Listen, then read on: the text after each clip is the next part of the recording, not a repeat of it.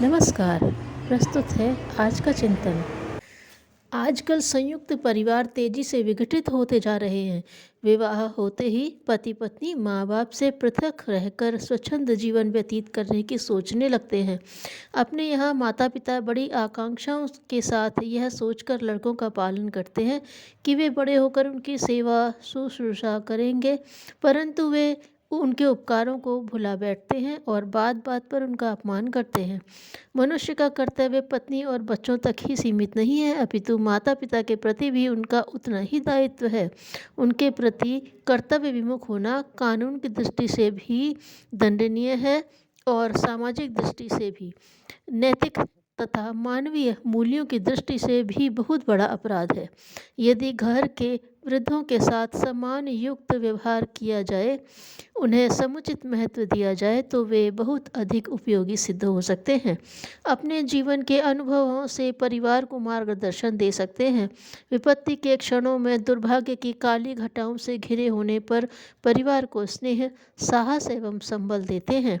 उनके आशा एवं सांत्वना के स्वरों से कष्टों को सहन करने की अद्भुत शक्ति मिलती है।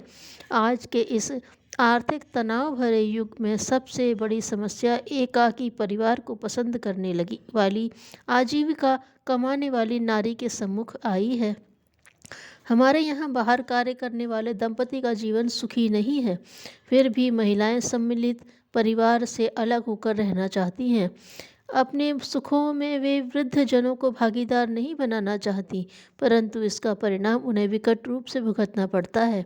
एकाकी परिवार की स्त्रियां न तो घर के कार्यों को ही पूरे मन और रुचि रुझान से कर पाती हैं और न अपने व्यवसाय के प्रति ही पूरी तरह से वफादार हो पाती हैं। ऑफिस में भी उन्हें निरंतर घर और बच्चों की चिंता सताई रहती है।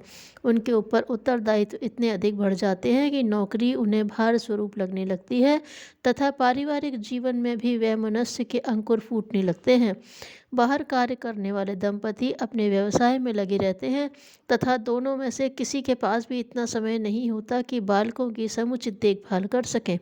यद्यपि उनकी भौतिक आवश्यकताओं की पूर्ति हो जाती है, समस्त सुख साधन उन्हें उपलब्ध हो जाते हैं, परंतु माता पिता की समुचित देखभाल तथा स्नेह और ममत्व के अभाव में उनके अंदर विचित्र सा सूनापन और एकाकीपन उत्पन्न हो जाता है। नौकर तथा आया उनकी भली भांति देखभाल नहीं कर पाते और प्रायः अनेक बुरी आदतें, अनेक मानसिक विकृतियां और कुंठाएं उत्पन्न हो जाती हैं। परिणामतः ऐसे बालक समाज विद्रोही बन जाते हैं तथा बाल अपराधों को प्रोत्साहन मिलता है। महिलाओं को अधिक समय तक घर की चार दीवारी में बंदी नहीं रखा जा सकता।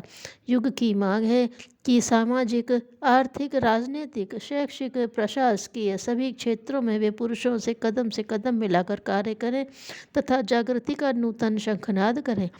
समाज में फैली असंख्य कुरीतियों को, दुराचार तथा भ्रष्टाचार को दूर करने में महिलाएं महत्वपूर्ण सहयोग दे सकती हैं। आज आवश्यकता इस बात की है कि वे समाज में फैली विकृतियों को हटाने के लिए निकल पड़ें तथा बच्चों का भार वृद्धों पर छोड़ दें। ऐसा करने से क्षमताओं का समुचित उपयोग कर सकेंगी तथा समाज व राष्ट्र के प्रति सच्ची श्रद्धांजलि अर्पित कर सकेंगी। वृद्धों के संरक्षण में बालकों का पूर्ण विकास हो सकेगा तथा उपेक्षित से वृद्धों का भी सही मूल्यांकन हो सकेगा। धन्यवाद।